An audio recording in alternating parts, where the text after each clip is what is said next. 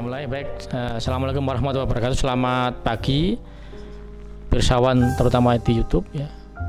Ya syukurlah pagi ini kita bisa kembali diskusi dengan Profesor Ika Rohjatun Sastra Hidayat, pembina Pusat Kajian Bima Sakti Malang. Pada diskusi pagi ini kita akan membahas tentang dinamika sosial politik di masyarakat ya. Ini bahasan yang menarik dan saat ini lagi tren ya, terutama di kalangan anak muda yang ingin tahu bagaimana kondisi sosial politik di masyarakat baik di Indonesia maupun di dunia. Baik, terima kasih kehadiran Prof. Ika. Jadi topiknya tadi Prof. Ika mohon diberikan pencerahan ini sebagai pendahuluan untuk kita berdua dan pirsawan di YouTube, bagaimana dinamika sosial politik di masyarakat. Nanti mohon izin kita akan waktu-waktu diskusi, bertanya, mungkin interupsi untuk bisa ini memberikan penjelasan lebih baik kepada kita. Nih, monggo, terima kasih atas penjelasannya. Baik. Assalamualaikum warahmatullahi wabarakatuh. Saudara Anton, Saudara Budi, Dr. Anton, Dr. Budi, serta pirsawan yang nanti punya kesempatan untuk melakukan pendalaman lewat kajian Bima Sakti ini. Betul, Mas Anton. Jadi mungkin pertanyaannya perlu lebih dikhususkan. Pertanyaan Mas Anton masih terlalu umum. Mungkin pertanyaannya itu ada hubungannya dengan, karena kita kajian Bima Sakti ini lebih fokus kepada konsep-konsep Islami, dalam hal ini adalah firman Tuhan. Maka apakah relevansi mungkin ya Islam ini dengan hubungannya dengan dinamika sosial politik di dunia pada dasarnya. Saya mengingatkan bahwa ini YouTube sebelumnya sudah saya keluar berbicara tentang perang ideologi, kapitalis, komunis, nasionalis, dan Islamis.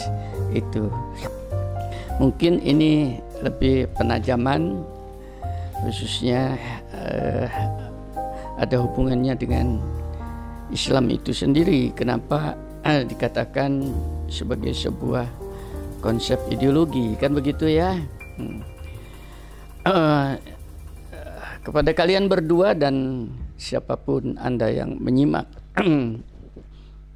diskusi ini, saya ingin menekankan bahwasanya Islam ini bukan sebuah model, bukan sebuah konsep, bukan sebuah ajaran yang mengarahkan orang untuk terjebak di dalam ritual peribadatan semata. Ini saya beritahu dulu ya, saya garis bawain pada kalian siapapun juga yang sekarang akhirnya orang itu larinya ke sana. Dan kata-kata itu sudah pernah, pemahaman itu bukan hanya saat ini, sejak saat lama masuk itu larinya ke sana. Bahkan kalau tidak salah, itu kenapa terjadi ada miskomunikasi antara the founding fathers ya, kelompok-kelompok yang memperjuangkan Islam ini di dalam kubu Masyumi dengan kelompok Soekarno-nya itu sendiri. Iya, pada saat awal-awal kemerdekaan, karena pada saat itu ditanya dasarnya syariatnya negara ini apa, kan begitu. Kan harus punya dasar. Sebuah negara itu dia harus punya landasan. Selain kawasan, penduduk dan pengakuan, kan harus ada dasar. Mau dibangun di atas dasar apa? Nah, sehingga terjadilah pada saat itu perdebatan konsep. Ya pasti konsep itu akan keluar berdasarkan background pengetahuan di mana dia dididik. Nah, kan begitu ya. Kebetulan tokoh-tokoh dari kelompok Islam ini yang masuk di dalam waktu itu bahkan Partai Masyumi saja belum muncul, tapi itu yang dinamakan itu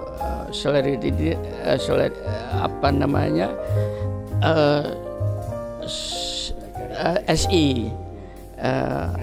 Syarikat Islam. Syarikat bersyarikat itu artinya berkumpul bersama, itu pada saat itu bukan merupakan partai gitu ya.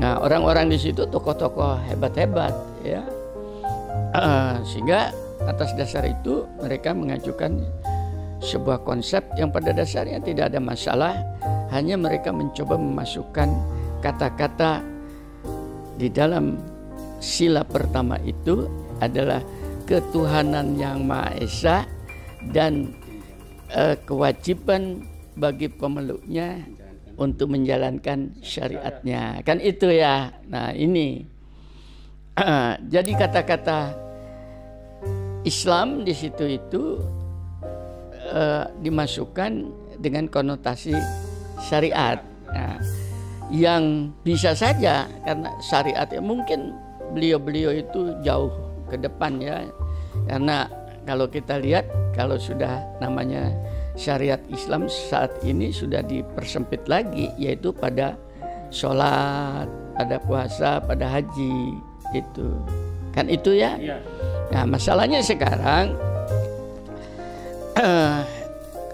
istilah kewajiban itu berarti setiap individu kalau kemudian tidak melaksanakan, di sini ada sanksi hukum. Itu loh, itu yang jadi masalah karena kewajiban itu ada sanksi hukum di situ, sehingga kemungkinan kepada mereka yang menolak khawatir sanksi hukum itu kemudian diperlakukan untuk seluruh penduduk Indonesia. Salah satu contohnya mungkin daripada kelompok-kelompok saudara-saudara kita yang non-muslim, kan begitu ya. Itu tadi walaupun saya tahu bahwasanya kata-kata syariat Islam insya Allah oleh bapak-bapak yang founding fathers itu tidak dimaksudkan untuk orang-orang non-muslim, pasti bagi pemeluk-pemeluknya tadi sudah ada katakan. Jadi yang non-muslim tidak perlu khawatir sebetulnya. Itu dulu ya. Ini. Tapi kalau saya angkat lagi tentang konsep itu, oke, itu sudah lewat ya. Kita tidak mendiskusikan tentang itu. Mikro, tapi itu sejarah historis ya. Nah ini kita flashback kepada historis zaman kenabian. Ini sebetulnya hal yang sama pernah dilakukan oleh Rasulullah dengan tokoh-tokoh Quraisy waktu di Mekah. Pada saat itu di mana pemeluk Islam yang mengikuti Nabi Muhammad sudah mulai berdatangan, sehingga tokoh-tokoh Quraisy itu mulai khawatir kalau kemudian orang itu menjadi pengikut Muhammad.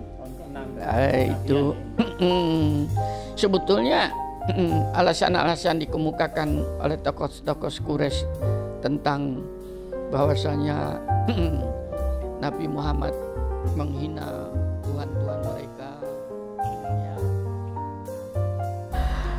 Jadi pada saat Rasulullah itu diminta diskusi oleh Abu Talib, paman beliau, karena tokoh Quraisy pada saat itu memegang masalah-masalah keagamaan Jadi begini, historis bangsa Quraisy pada saat itu itu ada 3 kelompok sebetulnya di Mekah, ya, itu dibagi 3, yaitu mereka kelompok yang memegang tentang yang punya otoritas tentang keagamaan. Dalam hal ini adalah untuk haji dan umroh, karena sudah ada haji dan umroh itu sudah zaman sebelumnya, walaupun tata caranya berbeda, paham ya?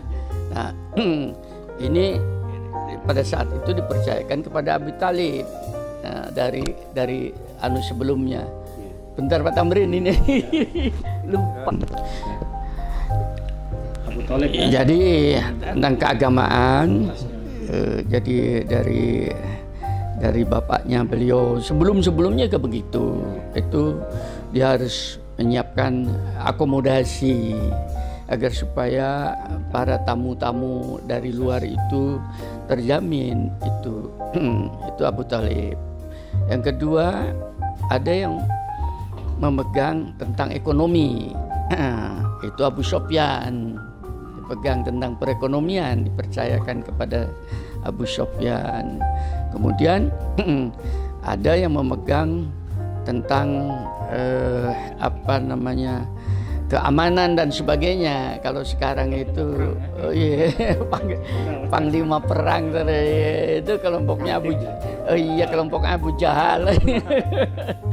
Gitu loh ya. Jadi Anda harus lihat sosiokulturnya pada saat itu tadi, ya.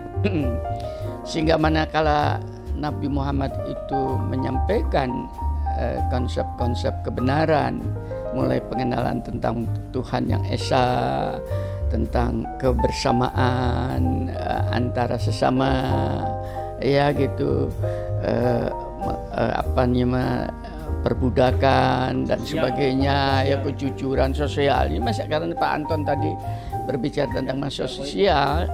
Jadi konsep Islam itu awalnya itu tidak dilarikan kepada masalah sholat, wajah, tidak ada. Pada saat itu tidak ada. Itu sholat kan setelah di Madinah. Jadi 13 tahun di Mekah itu masalah-masalah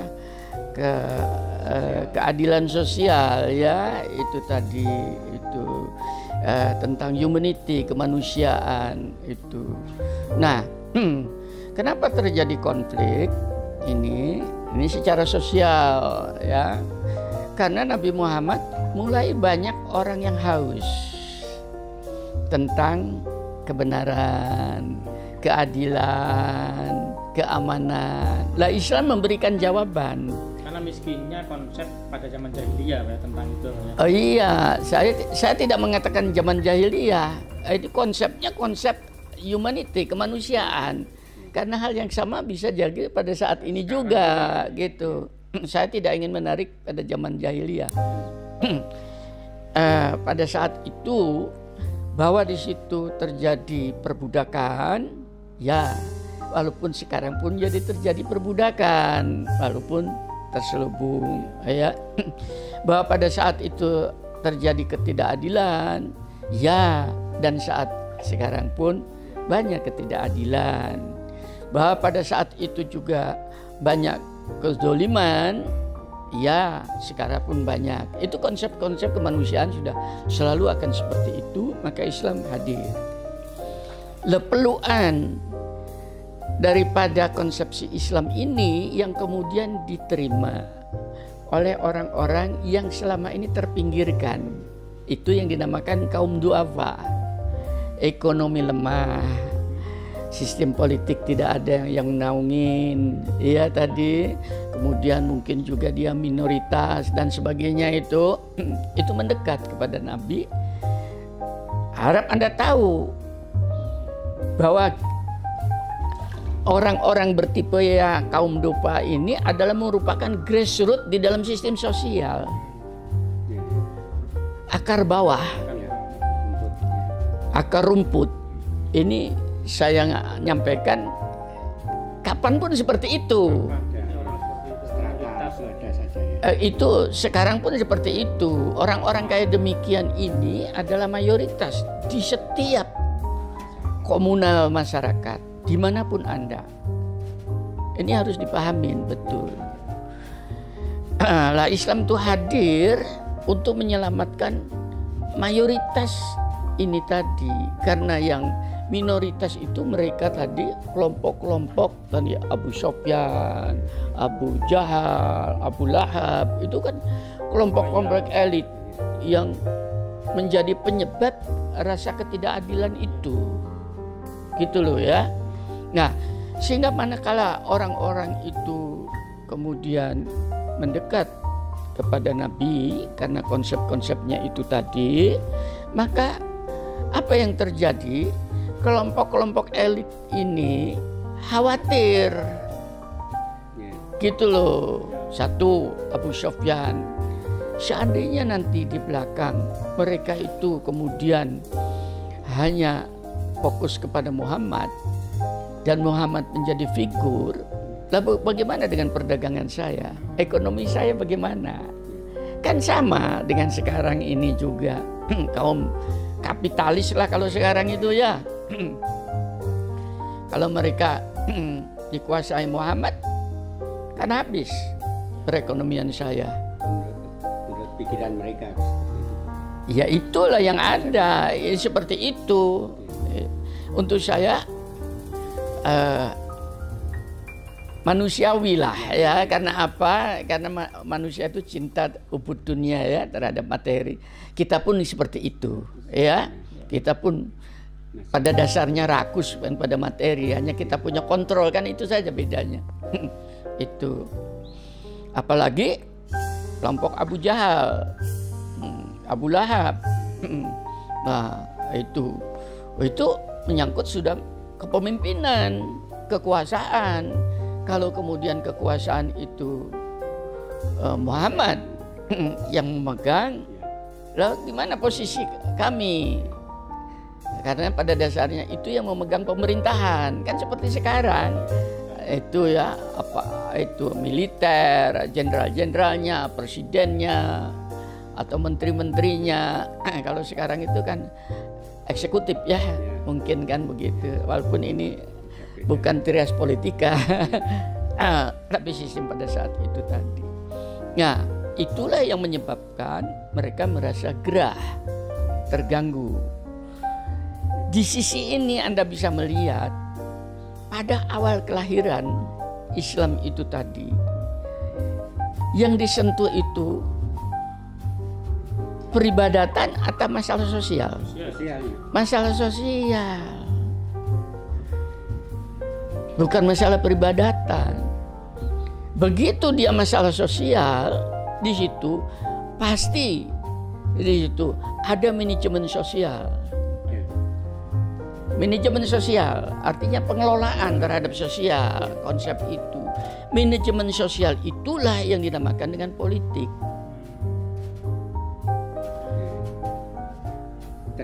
Terjadi benturan dengan masyarakat saat itu berarti. Nanti dulu, bukan masalah benturan. Itu politik tadi ya. Iya, untuk memanajemen karena apa politik? Karena begini. Manakala konsep-konsep Islam itu mau disampaikan kepada masyarakat, paham ya? Itu kan harus melalui saluran politik. Salurannya politik. Nah, satu contoh saja sekarang itu, misalnya kita akan masuk kepada sebuah kampung misalnya untuk menyampaikan izin kan, masukkan barang kepada satu negeri kan izin. Izin itu politik. Nah itu di situ yang terbaca oleh tokoh-tokoh Quraisy pada saat itu. Ancaman, ya mereka terancam, bukan ancaman, merasa terancam karena konsep Islam sendiri belum utuh. Kan masih awal-awal itu, masih jauh. Nah, sehingga disitulah mereka kemudian khawatir. Tapi saya garis bawahi, sejak awal konsep Islam itu nuansanya adalah politik. politik. Nuansanya sudah politik karena menyangkut masalah sosial bermasyarakat. Tadi, ya. Untuk memasukkan salah satu contoh misalnya nanti di belakang kan menghilangkan perbudakan. Politik perlu. Kan politik. Betul. Artinya memang itu misi Islam ya sebenarnya. Misi Islam dan itu sudah terjadi di Mekah juga seperti itu sehingga mereka merasa terganggu. Masa kami ini disetarakan dengan Bilal? Gitu loh, yang budak saya yang tidak punya harga dibunuh pun. Masa konsep apa ini? Dan itu sudah berabad-abad mereka pegang. Gitu loh. Terancam kemiskinan dan sebagainya. Ini saya ngajari teman-teman juga yang lihat YouTube ini, konsep awal itu di situ. Bukan menuju masjid, belum ada masjid. Ya. Itu belum ada perintah puasa. Apalagi haji. Nah, itu. Nah, sekarang kalau apa ini konsep wiritan? Nah, tidak, tapi konsep politik karena harus menyampaikan ide-ide itu ke dalam sebuah masyarakat yang pada saat itu pun dan saat ini pun masyarakat pasti punya ideologi yang berbeda-beda. Nah, pada saat sebuah ideologi bersentuhan dengan ide-ide yang lain supaya ide itu goal bisa dipraktekkan nantinya, paham ya? Kan harus mengatur strategi. Taktik dan strategi itu bagian daripada politik. Dalam Islam dikatakan siasat. Itu ya. Politik itu siasat. Dalam Islam dikatakan siasat. Ya sudah ada sejak zaman. Dan nuansa siasat itu pada zaman Nabi itu lebih tinggi daripada nuansa perang. Ini saya beritahu nuansa perang. Perang itu nanti di belakang pada Nabi itu masalahnya apa? Setelah kebuntuan yang sifatnya politik saya tidak dijawatahkan dan bukan oleh Nabi tapi oleh mereka sendiri. Artinya politik itu dominan ya. Dominan di dalam misi keislaman itu politik. Nah, saya tidak berbicara tentang apa sih misi Islamnya nanti dulu kan begitu itu sangat, dan itu saya sudah ngomong di dalam YouTube yang lalu yang tentang perang ideologi itu ya. Anda nanti silakan lihat. Nah, jadi Islam itu sejak awal nuansanya politik, dominan. Itu. Nah, karena dia nuansanya politik itu tadi, maka Nabi Muhammad dari awal tidak menggunakan sebuah sistem yang sifatnya antagonis, yaitu pertempuran. Tidak. Makanya tidak ada perintah untuk angkat senjata sekalipun pemeluk-pemeluknya itu adalah teraniaya dan didolimin pada saat itu. Jadi sekalipun mereka itu kemudian banyak yang disiksa pada saat mereka tidak berbuat apa-apa, mereka itu hanya tertarik dengan konsepsi yang dibawa oleh Muhammad. Apa yang menarik? Yang menarik tadi rasa kesamaan, ketenangan, kesucian diri, kan damai. Ini kan semuanya pada dasarnya ajaran-ajaran agama kan sama seperti ini. Konsepnya kan sama, hanya perbedaannya mungkin di sini lebih fokus kepada Tuhannya hanya satu. Satu Tuhan itu tadi. Konsep-konsep itu tadi. Ini yang menyebabkan tokoh-tokoh itu khawatir. Mereka kemudian tidak dapat posisi sosial dan politik di dalam masyarakat itu kalau semuanya larinya kepada Muhammad. Itulah ini sebagai satu contoh, sehingga terjadilah puncak daripada dialogis pada saat itu yang dikenal dengan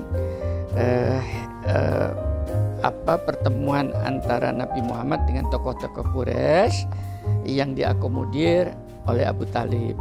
Karena Abu Talib sudah mau meninggal, itu sudah sepuh, agar supaya tidak terjadi konflik. Abu Talib punya inisiatif, dipanggillah Nabi Muhammad yang dikenal seperti itu tadi. Ditawarkanlah ke Nabi Muhammad itu tadi oleh tokoh-tokoh Quraisy itu supaya kita itu bisa damai. Tolong Tuhan-Tuhan kami tidak dicaci. Paham ya? Nah, kata-kata Tuhan-Tuhan kami dicaci itu tadi itu nuansa politik dari kelompok-kelompok Quraisy untuk memukul kekuatan politik Nabi Muhammad. Karena apa? Karena kafir Quraisy begitu disentuhkan kepada kepercayaan, paham ya? Itu maka mereka akan berontak. Iya, itu sudah lama aja begitu disentuh tentang sistem kepercayaan, keyakinan yang diyakininya itu oleh Nabi Muhammad, Tuhan-Tuhannya dicaci dan sebagainya. Itu tadi, itu statement politik. Dalam kenyataannya tidak pernah Nabi Muhammad itu mencaci maki Tuhan-Tuhan mereka. Tapi ini adalah sebuah blunder, isu yang disampaikan pada masyarakat supaya bangkit menentang Muhammad. Cacian pada Tuhannya. Ini apa bukan politik ini? Ini sehingga pada saat itu pertemuan itu nuansanya politik. Ya sudah Muhammad, kamu setahun nyembah Tuhan saya. Logikanya mereka gunakan logika manusiawi biasa. Tahun berikutnya kami menyembah Tuhan kamu. Itu logikanya mereka. Udah kamu silakan, nanti kami angkat jadi pemimpin, kamu kasih harta. Itu kalau sekarang digitukan langsung mau. Langsung mau. Oh iya, dikasih kekuasaan, kasih wanita, kasih aja sekarang. Apalagi Anton masih muda ini. Yes. Makin kekuasaan ya. Iya.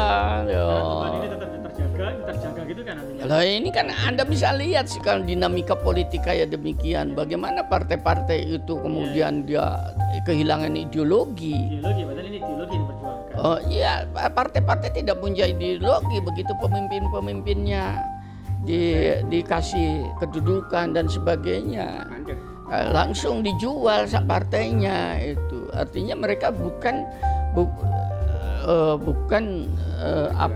memperjuangkan sebuah ideologi. Ya, ini tadi. Nah, Nabi Muhammad ini tadi memperjuangkan sebuah ideologi. Dia mengatakan ideologi apa? Ideologi yang diberikan oleh Ilahi. Karena ideologi yang dibikin oleh manusia, ideologi Quraisy dengan paganismenya. Kalau sekarang kan ideologi komunis, kapitalis muncul baru sekarang, nasionalis dan sebagainya. Itu ideologi ciptaan-ciptaan manusia. Itu pasti ideologi itu tadi sangat-sangat lemah. Kenapa sangat lemah? Karena atas dasar pikiran orang yang tidak kafah, tidak komprehensif, tidak menyeluruh, dan bahkan sudah ditumpangi oleh hawa nafsunya untuk kepentingannya. Paham ya? Nah, buktinya tadi sudah Muhammad, kamu 1 tahun menyembah Tuhan saya, tahun berikutnya kami menyembah Tuhanmu. Tuhan saja digadaikan. Bisa diikutin ini. Untuk bertukaran. Iya, karena Tuhan saja digadaikan. Kenapa? Karena mereka tidak punya ideologi betul-betul yang kafah. Halo, yang di sana bisa dengarkan saya. Ada Tuhan dijadikan alat gade. Gitu. Pada saat itu belum ada konsep Nabi Muhammad waduh, yang lebih dalam belum. Gitu. Iya, hanya itu tadi. Disitulah statement yang paling hebat di dalam sejarah keluar dari Nabi Muhammad. Ini tolong dipegang untuk siapa? Wahai pamanku, ke pamannya.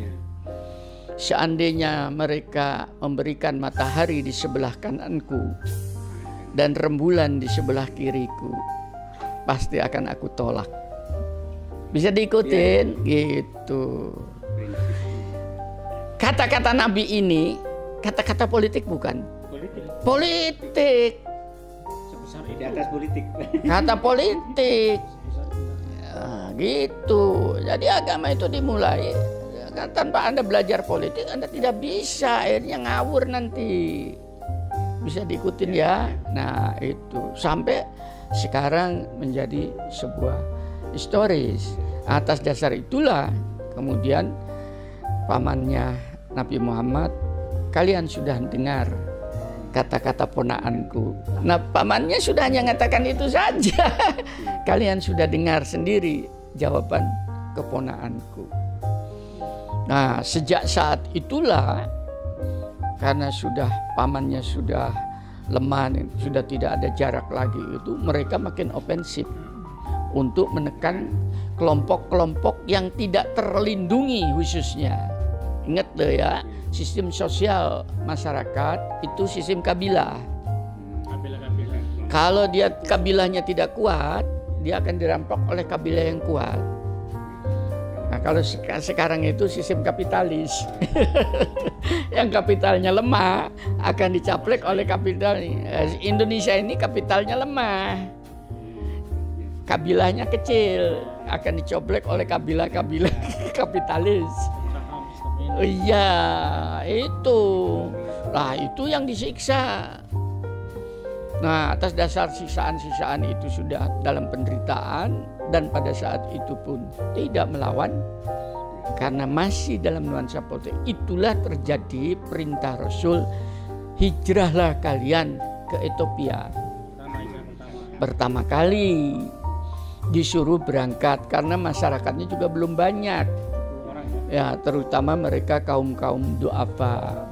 Nah, di sanalah langsung itu yang namanya Ja'far bin Abu Thalib, jadi kakaknya Ali bin Abu Thalib, disuruh memimpin sebagai seorang diplomat. Nabi Muhammad belum pernah berhubungan dengan Raja Ethiopia, tidak tahu. Tapi itulah petunjuk ilahi, karena hanya dengar. Dengar kan mesti tahu, karena bangsa Arab sudah berhubungan. Jadi sebelumnya juga tahu bahwa di sana ada seorang Nasrani. Ya, di sana ada seorang pemimpin Nasrani, raja Nasrani yang adil, yang memegang kitab sucinya dengan benar. Ini kepada teman-teman yang lain tadi, jadi maaf, khususnya orang-orang yang non-Muslim. Jadi Islam tidak pernah memerangi agama lain, dan kepada orang-orang Islam ini sudah pernah saya sampaikan di dalam YouTube, jangan juga mencaci maki agama lain, karena pada saat awal ini saja Nabi Muhammad itu menyuruh melakukan hijrah ke Ethiopia. Pemilihannya juga politis ya. Nah, itu pun pemilihan daerah itu politik untuk berlindung. Makanya saya bilang politik Islam ini bukan nuansanya perang. Saya tidak menyampaikan proses lebih lanjut, tapi seperti itu politik. Oke, itu dulu ya. Siapa yang mau anu? Ya Pak, yang saya tadi tangkap, jadi konsep tadi yang ditawarkan oleh Muhammad itu kan luar biasa ya, dan membuat orang tertarik dari masyarakat. Konsep itu yang utama apa Pak dari konsep-konsep tadi itu? Apakah hanya tadi persamaan derajat manusia ya, dan yang lain-lain? Apakah ada konsep lain yang ditawarkan yang kemudian menjadi kunci? Jadi pertanyaannya Mas Anton ini, apa sebetulnya konsep utama daripada awal-awal kebangkitan? Konsep utama itu mengenalkan manusia itu pada penciptanya, pada penciptanya. Karena itu kalau dari situ itu salah, maka ke hulunya salah, hilirnya pasti salah. Iya, karena manusia untuk mencari Tuhannya tidak akan mampu. Maka Nabi sebagai seorang utusan diperintahkan. Sama konsep-konsep itu dibawa para nabi-nabi, termasuk Musa alaihissalam datang kepada Fir'aun, bukan untuk mengambil kekuasaan, tapi menyampaikan itu sama. Siapa itu? Yaitu Allah, gitu loh. Tapi diterima oleh orang-orang itu, diterimanya dalam konsep-konsep politik, sosial, ekonomi, kedudukan mereka, kekuasaan, dikiranya kekuasaan. Artinya mengenalkan ada Tuhan yang satu tadi. Iya. Iya. Apapun sama tadi dia. Akan sama. Kalau Tuhannya sama, maka semuanya akan sama. Di dalam konsep Islam itu disebutkan, barang siapa dia ingkar terhadap togut, nah berarti konsep-konsep bikinannya sendiri, maka dia sudah memilih konsep ilahi. Karena itu Nabi Muhammad menyampaikan itu, konsep itu. Nah sementara mereka, kalau dia mengikuti konsep Muhammad dengan Tuhan satu, sistem sosial bermasyarakat itu konflik. Karena sudah berabad-abad mereka menggunakan sistem pagan, bertuhan 300 sehingga lebih, sehingga mengatakan, Muhammad kamu Tuhannya satu kok miskin katanya, dan kami banyak ratusan, kan kami lebih kaya daripada kamu. Itu sampai terucap. Oh iya, kemana-mana merembetnya. Iya, termasuk tadi kebersamaan. Karena begitu saya bukan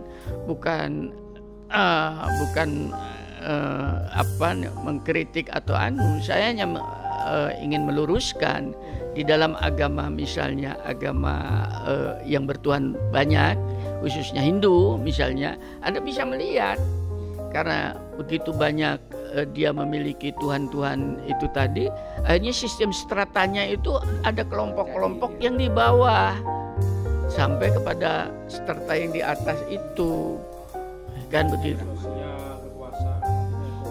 Iya, membuat itu piramidal itu tadi, piramid itu tadi sebetulnya seperti piramidal. Yang di bawah itu rakyat jelata, budak belian ini yang di bawah.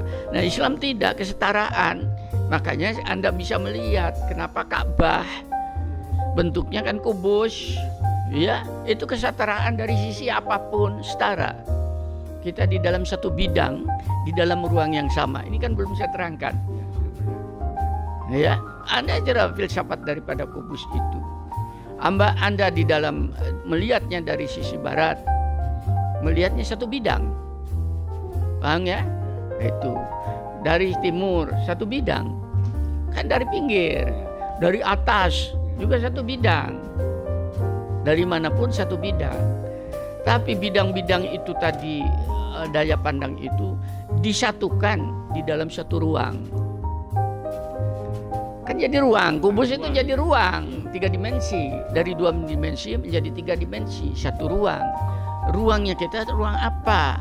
Itu ruang kita itu ada ruang ketauhidan, ruang ketakwaan kepada ilahi.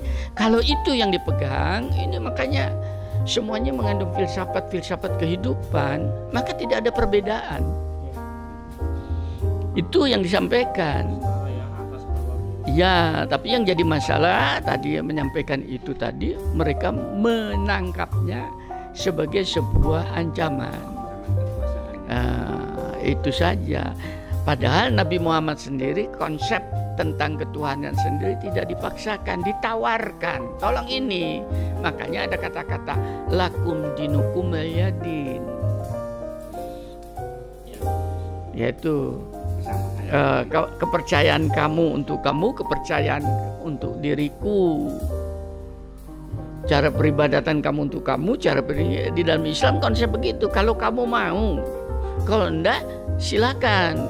Jadi tidak la ikraha fiddin, tidak ada paksaan di dalam sistem kepercayaan, hanya menawarkan sebuah konsep supaya kalian hidup mulia.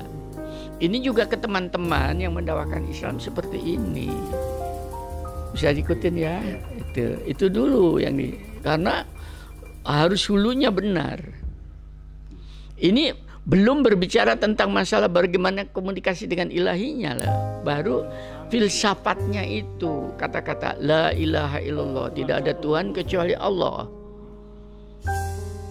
Oke. Kalau dulu di awalnya penolakan itu karena ada kekhawatiran ya tersingkir.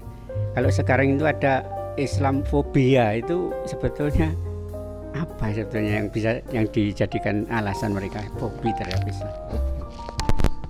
Ya, ini pertanyaan Pak Budi bagus. Kenapa muncul di dalam masyarakat ini ada Islamic phobia? Itu artinya daya tolak, daya kebencian terhadap kata-kata Islam saja orang sudah tidak mau dengar. Paham ya? Sudah fobia itu menolak. Jadi istilahnya itu alergi lah kalau sekarang. Paling nggak orang umum nggak ngerti fobi itu ya.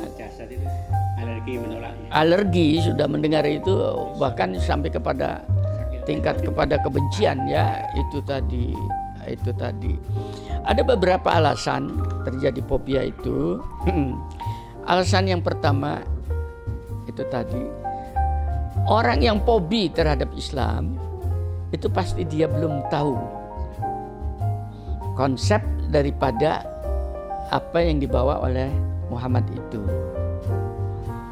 Ya, itu tadi itu. Nah, sama dengan fobianya di dalam sisi ini, anti Islamnya itu pada di bawah Muhammad itu dengan tokoh-tokoh Quraisy. Karena belum tahu isinya. Itu. Ini yang menyebabkan kemudian Abu Lahab menolak keras. Begitu pada saat disebutkan oleh Nabi Muhammad dikumpulkan, itu kan politik kan.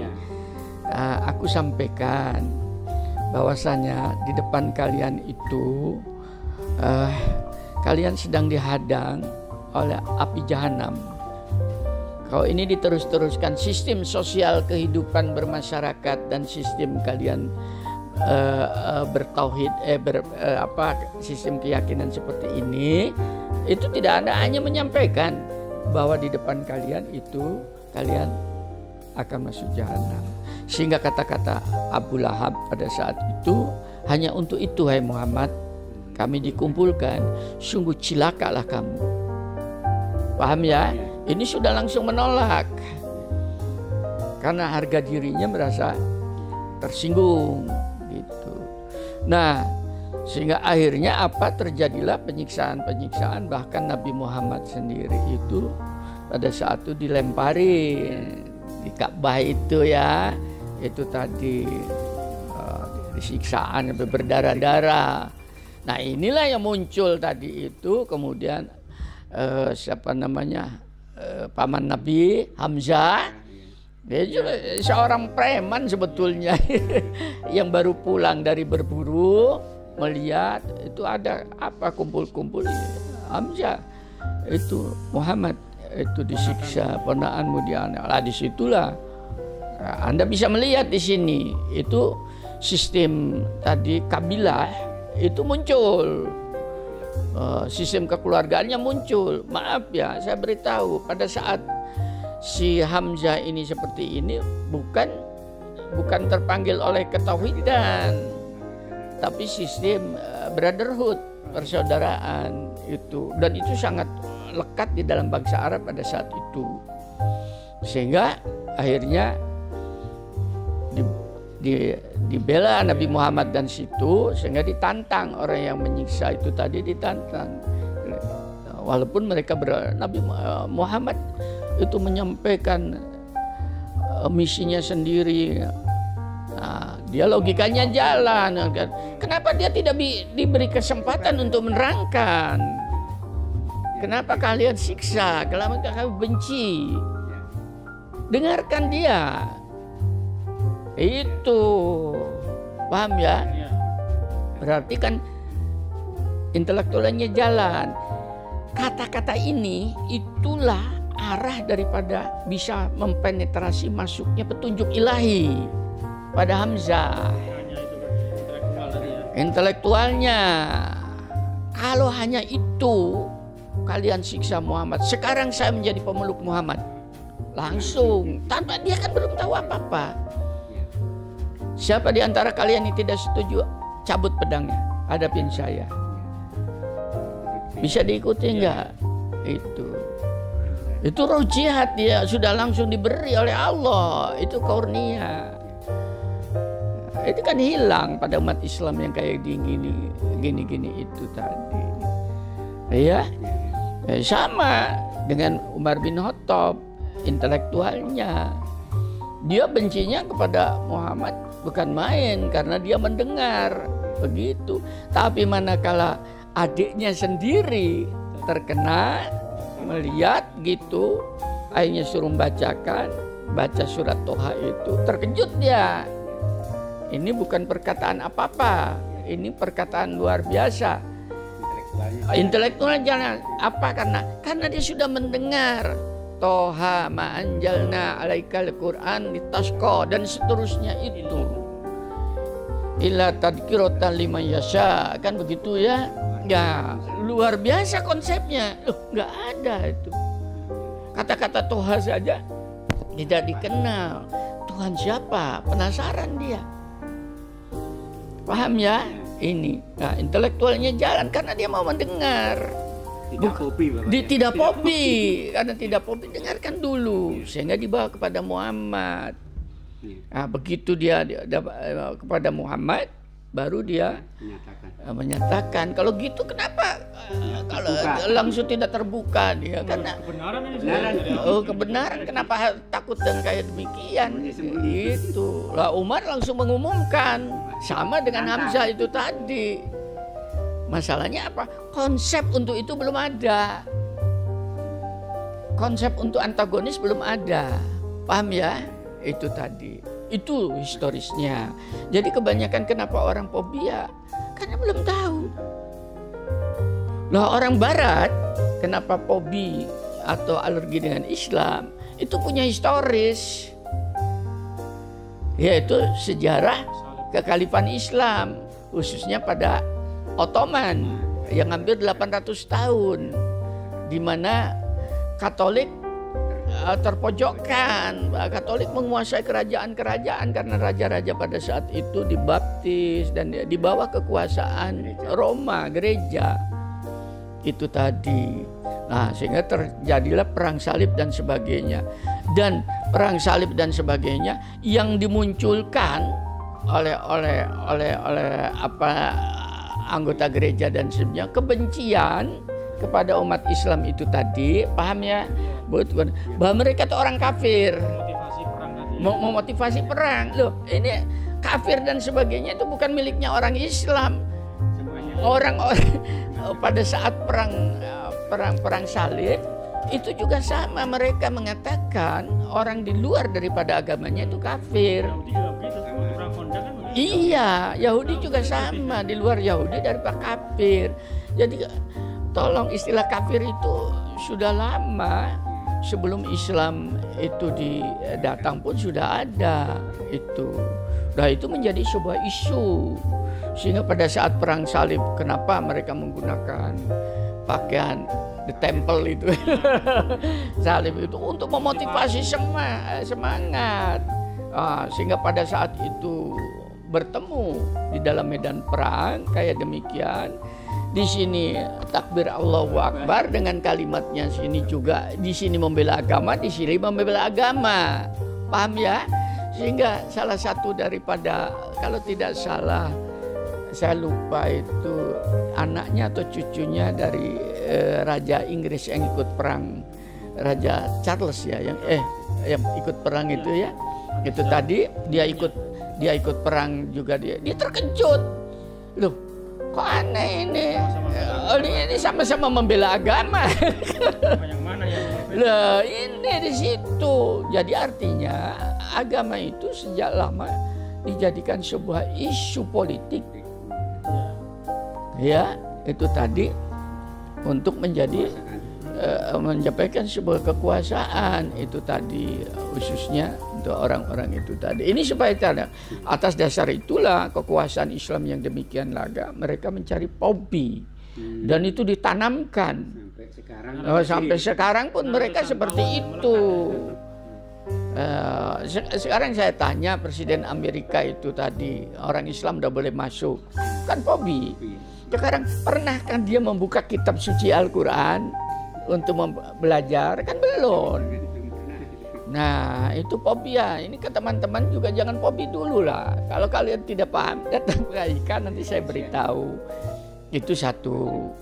Nah itu dari kelompok itu. Kalau sekarang di dalam zaman sekarang itu juga masih terjadi fobia di dalam masyarakat yang belum ini terjadi fobia itu karena kesalahan juga dari teman-teman Islam itu sendiri yang sekarang tidak pernah menyampaikan tentang keislaman. Ini tadi kata-kata Allahu Akbar itu untuk menghujat orang lain, untuk menghadam lawannya, dan di tengah jalan akhirnya mencemarin agamanya sendiri. Itu sudah terjadi seperti itu, ya. Nah ini beberapa hal yang menyebabkan tugas Pak Budi, Pak Anton, dan siapapun tadi. Saya sudah tua. Coba sekarang tugas kalian untuk memperbaiki citra Islam ini dengan sedikit intelektual lah, ya, nuansa yang luas. Itu arahnya ke sana, ya. Terjadi fobia. Makanya supaya tidak jadi fobia itu tadi, saya mengeluarkan, saya membuang semua aksesoris yang selama ini dianggap itu Islami. Itu padahal bukan. Aksesoris saja. Aksesoris itu tadi. Itu ajaran Islamnya tadi kan dalam, ya.